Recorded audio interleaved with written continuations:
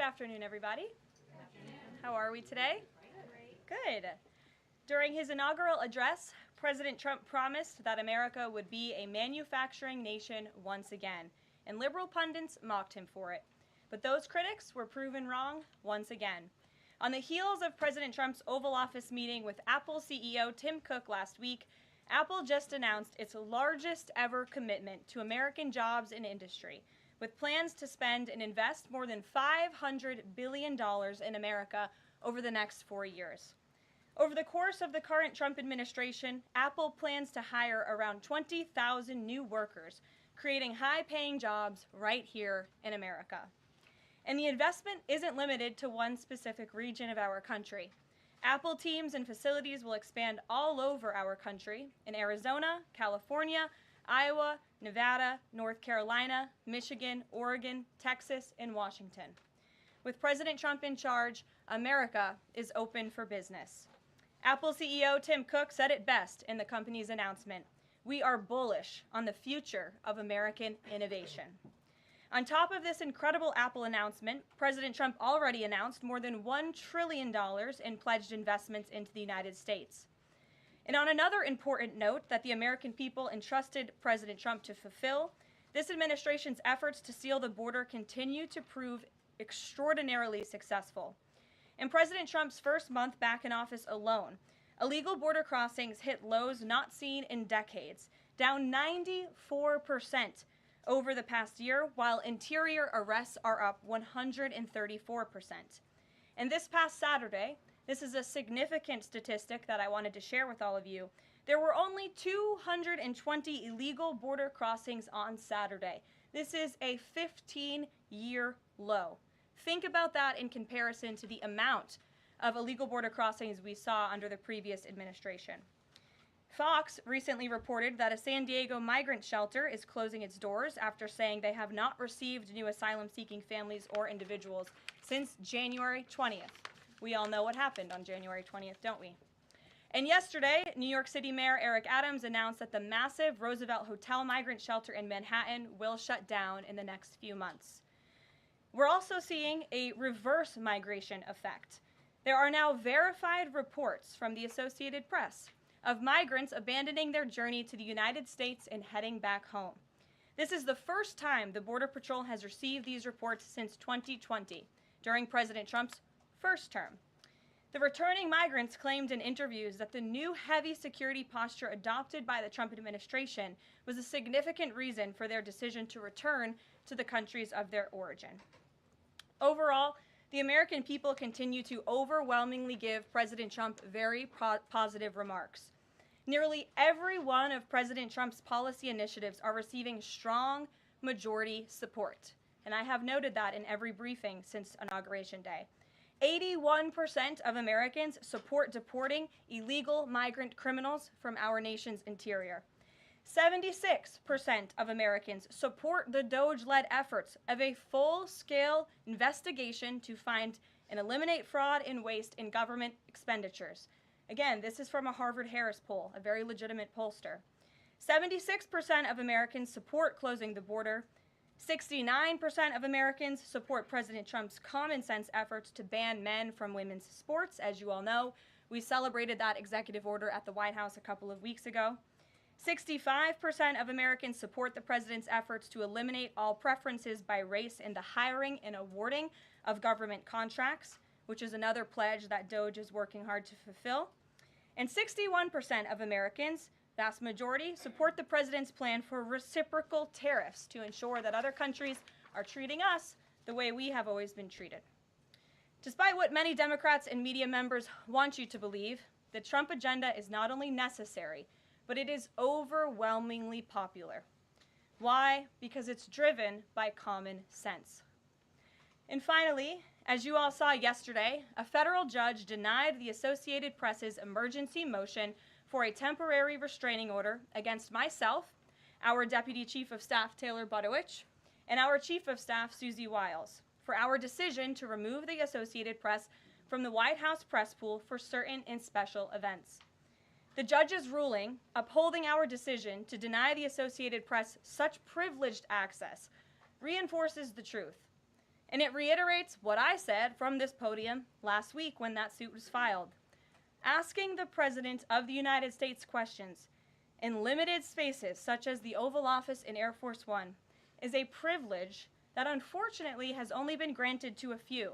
It is not a legal right for all. The Trump administration has already proven to be the most transparent ever, and this president, the most accessible in history. This is evidenced by President Trump's daily press conferences in the Oval Office, where he takes many questions from the journalists who have the honor and privilege of standing before the beautiful Resolute desk. The president and this entire White House are committed to ensuring the American people continue to receive this same level of historic transparency, access, and visibility. In fact, we want to double down and give even greater access to the American people. We want more outlets and new outlets to have a chance to take part in the press pool, to cover this administration's unprecedented achievements up close, front and center. As you all know, for decades, a group of DC-based journalists, the White House Correspondents Association, has long dictated which journalists get to ask questions of the President of the United States in these most intimate spaces. Not anymore. I am proud to announce that we are going to give the power back to the people who read your papers, who watch your television shows, and who listen to your radio stations. Moving forward, the White House press pool will be determined by the White House press team. Legacy outlets who have participated in the press pool for decades will still be allowed to join, fear not, but we will also be offering the privilege to well-deserving outlets who have never been allowed to share in this awesome responsibility. Just like we added a new media seat in this briefing room, legacy media outlets who have been here for years will still participate in the pool, but new voices are going to be welcomed in as well. As part of these changes, we will continue the rotation amongst the 5 major television networks to ensure the President's remarks are heard far and wide around this world. We will add additional streaming services which reach different audiences than traditional cable and broadcast. This is the ever-changing landscape of the media in the United States today. We will continue to rotate a print pooler who has the great responsibility of quickly transcribing the President's remarks and disseminating them to the rest of the world. And we will add outlets to the print pool rotation who have long been denied the privilege to partake in this experience but are committed to covering this White House beat. We will continue to rotate a radio pooler and add other radio hosts who have been denied access, especially local radio hosts who serve as the heartbeat of our country. And we will add additional outlets and reporters who are well-suited to cover the news of the day and ask substantive questions of the President of the United States, depending on the news he is making on that given day. This administration is shaking up Washington in more ways than one. That's what we were elected to do. As I have said since the first day behind this podium, it's beyond time that the White House press operation reflects the media habits of the American people in 2025, not 1925. A select group of DC-based journalists should no longer have a monopoly over the privilege of press access at the White House. All journalists, outlets, and voices deserve a seat at this highly coveted table. So by deciding which outlets make up the limited press pool on a day-to-day basis, the White House will be restoring power back to the American people who President Trump was elected to serve. So in that note, in our new media seat today, we have Shelby Talcott, who is a White House reporter for Semaphore. In 2022, Semaphore launched as a global digital news platform with the aim of bringing meaningful innovations to the news industry. Today, they have nearly 1 million newsletter subscribers spanning 11 separate editions. With that, Shelby, I will take your questions. Thanks, Caroline. I've got 2 for you. One on foreign policy. Over the weekend, the President's Special Missions Envoy, Rick Grenell, was talking about Venezuela, and he said that the President isn't someone who wants regime change. Other administration officials have made clear that they don't see Maduro as the rightful leader. What is this administration's policy on a new government in Venezuela? I think the President has made his position on Venezuela quite clear. He stands in opposition to the Maduro regime, and Secretary Rubio has spoken on this extensively as well. And then on DOGE, last night Elon Musk said that a failure to respond a second time will result in termination. Will there be additional rounds of the "What did you do this week" email from DOGE to federal workers, and what's the guidance on the federal workers who've been instructed by their agencies not to reply? So a couple of things on this. First of all, let's just take a step back and talk about this idea. The president sent out a truth last weekend to Elon Musk saying he loves everything Elon is doing and he wants him to be even more aggressive because DOGE thus far has proven incredibly successful in making our government more efficient. And so Elon and DOGE came up with this idea. Elon has implemented this at his private companies. It has proven successful. And it's a very simple idea when you think about it. All the Office of Personnel Management is asking, all this administration is asking, President Trump is asking, is for federal workers who live off of the American taxpayer's dime to send 5 bullet points of what they have done in the previous week. That is all we are asking for. And so the Office of Personnel and Management sent out additional guidance last night. Those responses should be directed to agency leadership, and the president defers to his cabinet secretaries, who he's obviously entrusted to pursue the guidance relative to their specific workforce. And for some of the agencies that you've seen who have said, please don't send these emails, it's in their best interest for that specific agency, and the president supports that. And let me be very clear, the president and Elon, his entire cabinet are working as one unified team, and they are implementing these very common sense solutions. You're welcome. Jackie. Thank you. One follow-up on that question. So about the deadline, Alina Habba said that you have until tonight. Elon Musk said a failure to respond a second time would result in termination. So is that a real deadline? Should federal workers be looking to that guidance, or should they be looking to the agency heads? Like, what is the actual deadline? So again, the agency heads will determine the best practices for their employees at their specific agencies. Again, this was an idea that Elon come up with. DOGE worked with OPM to actually implement the idea, and the secretaries are responsible for their specific workforce. And this is true of the hirings and the firings that have taken place. And we advise federal workers, unless your agency has dictated you not to respond to this email. In fact, I can announce that we've had more than 1 million workers who have chosen to participate in this very simple task of, again, sending 5 bullet points to your direct supervisor or manager, CCing OPM. I actually participated in myself. It took me about a minute and a half to think of 5 things I did last week. I do 5 things in about 10 minutes, and all federal workers should be working at the same pace that President Trump is working and moving. We have a country to save, and we want this federal government to be responsive to the needs of the American people who re-elected this president to have historic, massive reform, and that's what the intention of this idea is. Can you clarify one thing, though? Because Elon Musk also said that a reason that they wanted this 5 things email was just to see if people are actually alive. Citing that there are some federal workers who might not even be alive.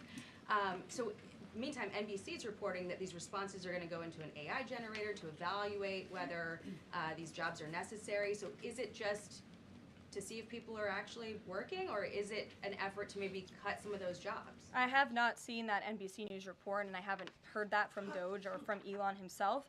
Again, this is to ensure that federal workers are not ripping off American taxpayers, that they are showing up to the office, and that they are doing their jobs. That's what the American people expect, and it's a very simple task to complete. I did it myself, and I was more than happy to do it because I'm very grateful that I am serving the American people on the American taxpayers' dime. Do you think DOGE should hire a spokesperson just so that Elon Musk doesn't put out tweets that then confuse federal workers? Are my press briefings not good enough for you, Jackie? John.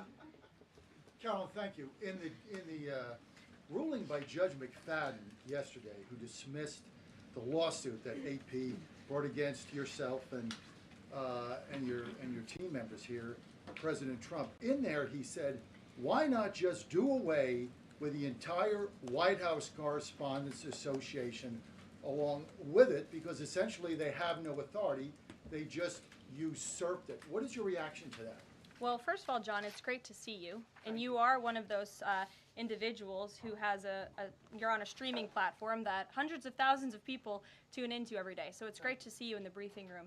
I did address that actually in my opening remarks by announcing that the White House press team in this administration will determine who gets to enjoy the very privileged and limited access in spaces such as Air Force One and the Oval Office. There are, as you know, look at this room, hundreds of journalists who show up to this building every single day and are not granted that luxury of flying on Air Force One and asking the President of the United States questions. And so we want to ensure, again, everyone has a seat at that highly coveted table. But alas, the legacy media outlets who have been doing this for quite some time and have invested resources into covering the White House, their spots will remain, just like they have in this briefing room as well. Sure. Steve. Could you give us an update on the negotiations around the Ukraine minerals deal, and when is President Zelensky going to come visit? So the president talked at length about this yesterday, the critical minerals deal with President Macron, and in the more than hour-long press conference he gave all of you in the Oval Office himself. There hasn't been significant updates since the president's remarks last night, but I will just reiterate his position. It's critical that this deal is signed. He expects President Zelensky to sign a deal. This is to recoup American tax dollars that have been funding Ukraine's national defense. And it's also great for the Ukrainian people who have been put through hell because of this war. And it will create a lasting economic partnership as Ukraine will need to rebuild their country because of this brutal war. And just to follow up, is Steve Witkoff delayed his trip to the Middle East so he can concentrate on this minerals deal? I don't want to comment on Mr. Witkoff's travel plans or read anything out just for obvious reasons, but he remains very much working. That man is working around the clock to secure this deal with Russia and Ukraine alongside Secretary Rubio and Secretary Bessent, General Keith Kellogg.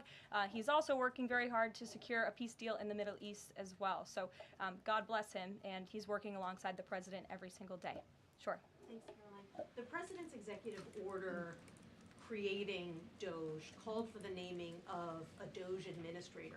Who is the DOGE administrator? So the president tasked Elon Musk to oversee the DOGE effort. There are career officials and there are political appointees who are helping run DOGE on a day-to-day basis. There are also individuals who have onboarded as political appointees at every agency across the board to work alongside President Trump's cabinet to find and identify waste, fraud, and abuse, and they are working on that effort every day. So is Elon Reagan. Musk the administrator? Reagan. Thanks, Caroline. I have two for you today, one on the border wall and one on the DHS investigation. Sure. First on the border wall construction has restarted in Texas and California under contracts awarded under Trump's first term. Is the president looking to secure new contracts, and how is he defining success in terms of border wall construction this administration? The border wall is a signature promise of President Trump's campaign. He talked about it way back in 2015 and 2016, and people laughed at him for bringing up this idea. It's proven to be not only an idea that he delivered on in his first term and continues to deliver on in his second term, but it's also proven to be highly effective. In fact, we know where there were parts of President Trump's border wall built and standing under the previous administration, illegal border crossings dropped 87% where there was a border wall. So the wall is an incredible deterrent factor for illegal migrant caravans. The president is committed to the continuation of the construction of the wall. And, the previous administration actually sold off the resources that the Trump administration secured to build the wall. And that's an egregious misuse of the American taxpayers' money. They just let those resources rot on the southern border. They actually sold them for pennies on the dollar. So this administration, DHS and ICE and Customs and Border Patrol and Tom Homan and all of the great people who are working on this effort are committed to continuing the construction of President Trump's border wall. Investigation into people who might be leaking within the administration. Will the White House release the names of the individuals that DHS Secretary Noem said were caught leaking details of the ICE raid? And can you share how many leakers have been caught so far and what agency they were a part of? I would defer you to DHS on the leakers that they have identified, but I know the president and this White House commend Secretary Noem for launching an internal investigation to identify those leakers because it's unacceptable for career bureaucrats who are standing in the way of the will of the American people and enacting President Trump's agenda. If they don't want to adhere to the will of the 77 million Americans who reelected President Trump, then they should go find another job. And if they continue to leak information, especially information that is critical to protecting Border Patrol agents and ICE agents who are out there doing jobs that not many people are willing to do, putting their lives on the line to protect our national security, then those individuals absolutely should be fired. And this administration is committed to finding them. Sure. Caroline, two questions for you. One related to Guantanamo Bay, the other to the White House Correspondents' Dinner. I wanted to get your response to some Washington Post reporting of the migrants who stayed over at Guantanamo Bay for the last 2 weeks. They told the Post they were rarely let outside. They were shackled and placed in what they described as cages and alleged that they were not treated as human beings. Does the White House have any response to those conditions? At Guantanamo Bay? It's a promise the president campaigned on, that if you invade our nation's borders, if you break our country's laws, and if then you further commit heinous, brutal crimes in the interior of our country, like raping and murdering innocent, law-abiding women and girls, and committing heinous acts of violence, then you are going to be deported from this country, and you may be held at Guantanamo Bay. These are criminals we are talking about. Don't forget that. Sure. So U.S. consumer confidence fell this month the most since August of 2021. What is your message for Americans who are concerned about the impact of things such as tariffs on prices?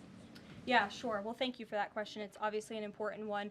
The president campaigned on reigniting the Trump economy and fixing the mess that was created by the previous administration. We know they created an economic and an inflation nightmare for the American people, and I'm not going to stand up here and lie to you like my predecessor did about the state of our economy. We understand there are people that are hurting, and this administration is wholeheartedly committed to ensuring that those individuals see relief and price reductions and tax cuts and in less regulations that are burdensome on their household and their businesses. And the president and this entire administration are focused on that every day. I can go through the very long list of economic actions this president has taken. I know you work for Bloomberg, so I'm sure you're well aware of them, but I can assure the American people that the president is very much focused on bringing down the cost of living crisis in this country that was created by the previous administration. I'll just have a quick follow-up. Sure. Is the president planning on whipping any votes for support for the House budget vote? And if so, to whom is he making calls?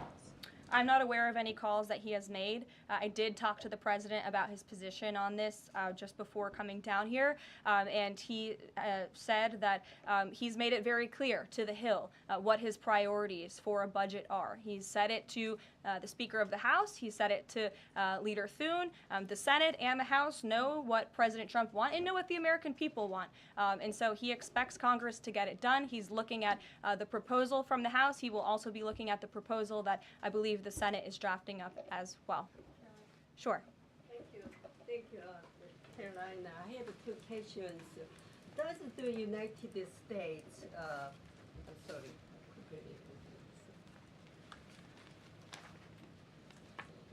Well, why don't you identify your question and I'll come back to you. Sure, go ahead.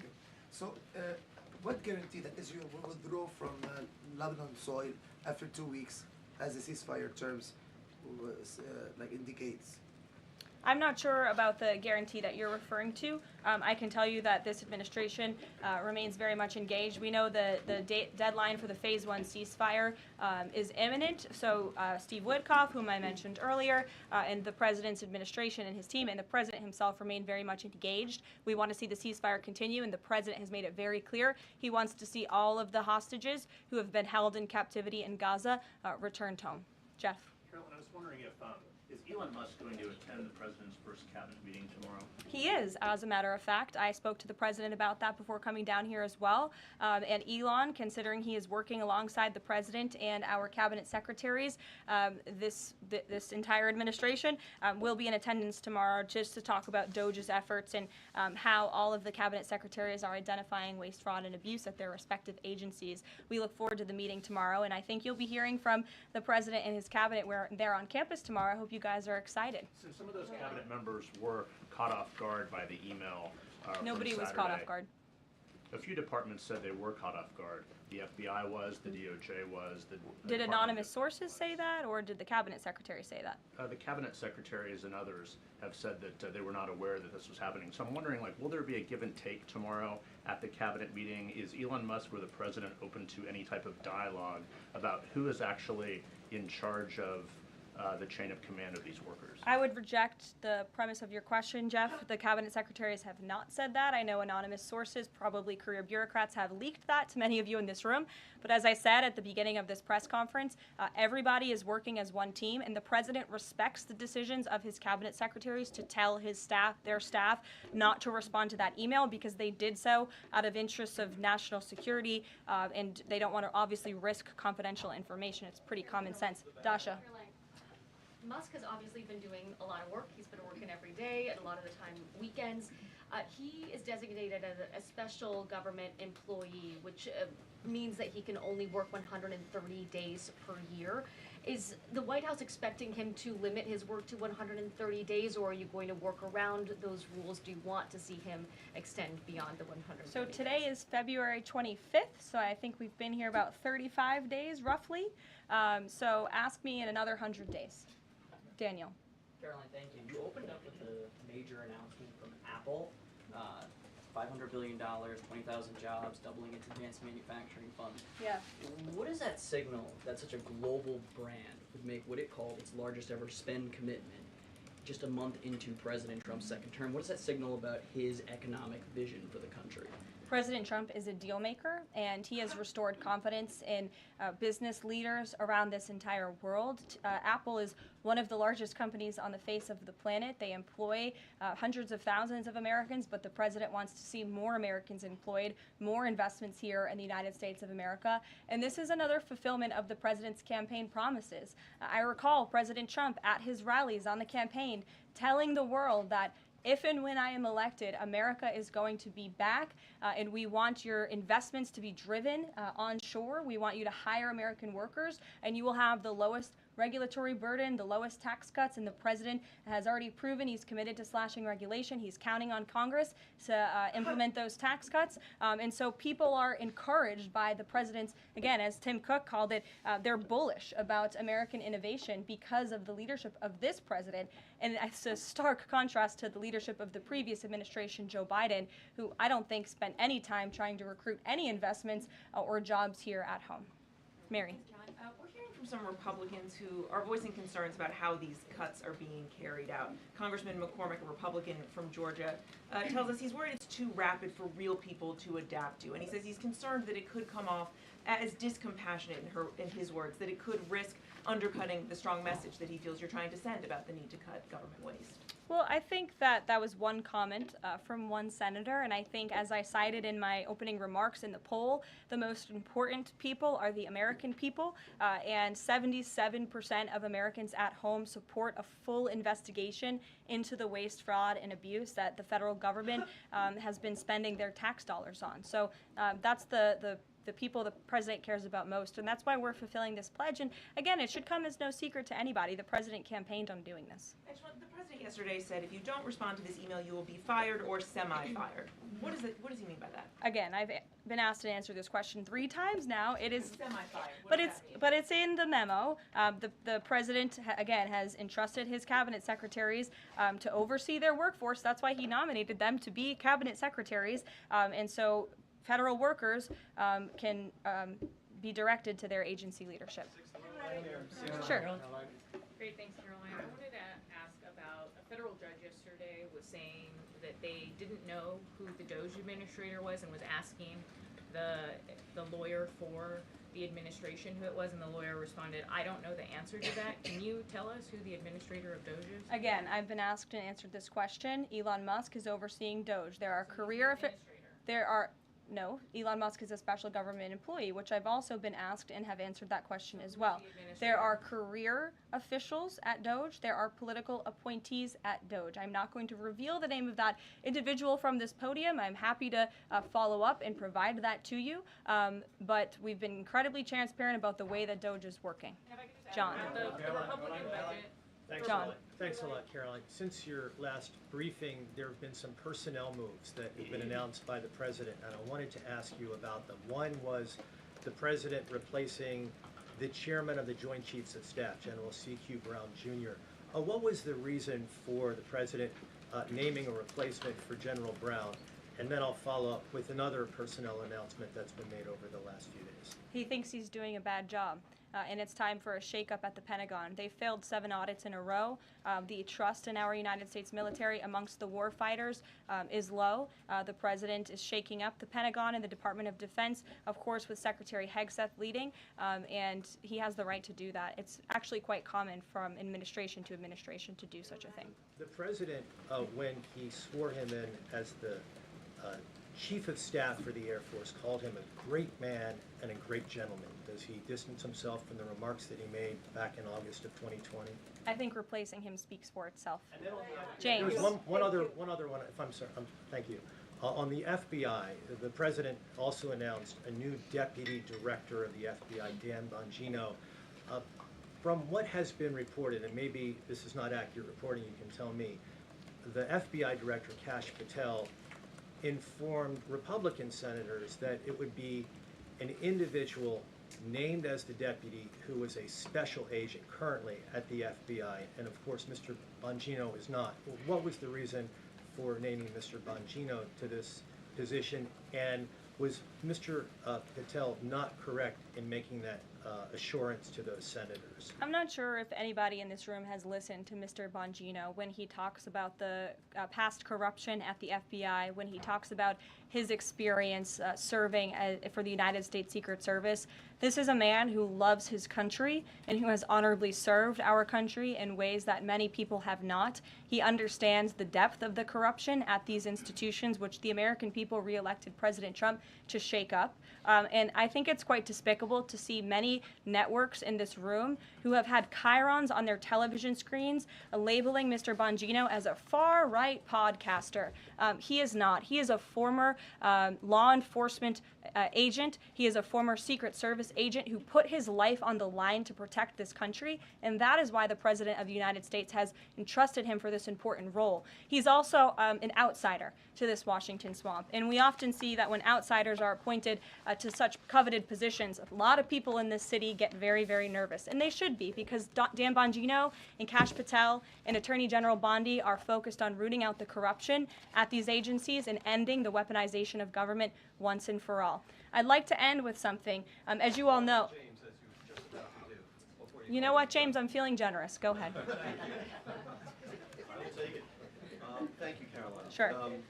I wanted to ask Don't make me regret this. I wanted to ask about the Macron visit and the Russia-Ukraine talks in general. Sure. It's pretty clear to my eye that President Macron was performing a kind of delicate dance, lavishing praise on the president while seeking in his own remarks to try to bind President Trump to positions and even specific language that the president has not committed to heretofore. One of the most bracing comments from President Macron was when he said that the deal that President Trump is negotiating with the Russians must not be, quote, a surrender for Ukraine. All of the public points that we have heard from President Trump, from Secretary Hegseth, and from other administration officials talking about these negotiations have averred to, quite openly, to concessions from the Ukrainians that will have to be made. The minerals deal, the abandonment of their NATO ambitions, and other elements. So far, we have not heard any administration official suggest a single concession that the Russians should be prepared to make. And so I wonder if you could assure us, at a minimum, that this negotiation process will not be as one-sided as the Europeans seem to think it is, that in fact, President Putin will also be made to engage in some concessions to reach this deal. Well, I think the president knows how to make a deal better than anyone who has ever assumed the office of the American presidency. And in order to make a deal, you have to bring both sides to the table. And typically when you make a good deal, both sides leave that table a little bit unhappy. I'm not going to outline the concessions that the president and his team are engaged in discussing. These are obviously ongoing negotiations, and it would be unwise of me to impede them from this podium.